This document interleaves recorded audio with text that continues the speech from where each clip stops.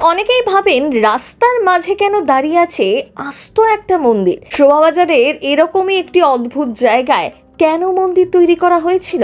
ভাঙতে ভয় পেয়েছিলেন স্বয়ং ইন্দিরা গান্ধীও।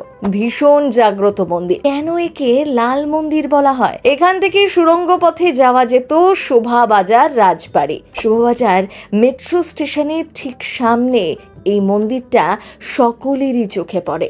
অবাক লাগে নিশ্চয়ই, কিন্তু এর ইতিহাস জানেন কি? কথিত আছে কার্তিক নামে এক পূজারী রাজবাড়ির পাশে এসে কালী পুজো করায় নবকৃষ্ণদেব খুব রেগে গিয়েছিলেন। তিনি প্রহরীদের নির্দেশ দিয়েছিলেন রাতের অন্ধকারে পূজারী কার্তিক ও দেবীর মূর্তি ছুঁড়ে ফেলে দিতে হবে।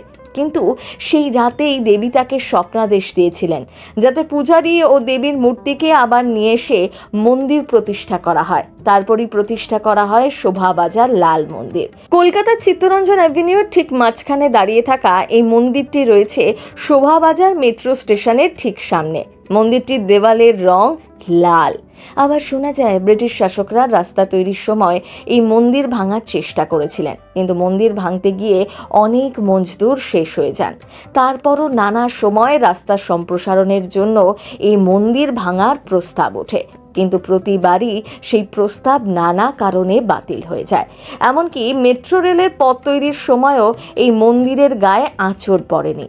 স্বয়ং প্রধানমন্ত্রী ইন্দিরা গান্ধী এই মন্দির অক্ষত রেখে মেট্রোর সুড়ঙ্গ খোঁড়ার জন্য 3 কোটি টাকা বরাদ্দ করেছিলেন। আবার এই মন্দিরের সাথে জড়িয়ে আছে রঘু ডাকাতের কাহিনীও।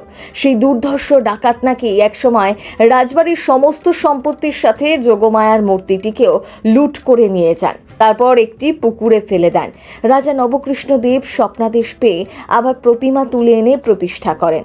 আজও সেই মন্দিরের মধ্যে যোগমায়ার পাশাপাশি পুজো পাচ্ছেন গোপাল, শিব, অন্নপূর্ণা সহ আরও নানা দেবদেবী।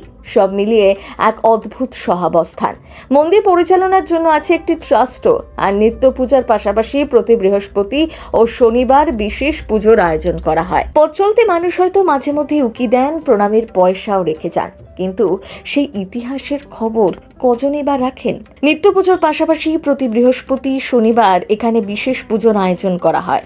মন্দিরের মধ্যে যোগমায়ার পাশাপাশি অন্নপূর্ণা, শিব, গোপালের পুজো করা হয়। মন্দিরটি ট্রাস্টিদের দ্বারা পরিচালিত হয়। আপনিও কি দেখেছেন শোভাবাজারের লাল মন্দির? তাহলে কমেন্ট করে লিখে জানাতে ভুলবেন না। প্রথম বাংলা ব্যুরো।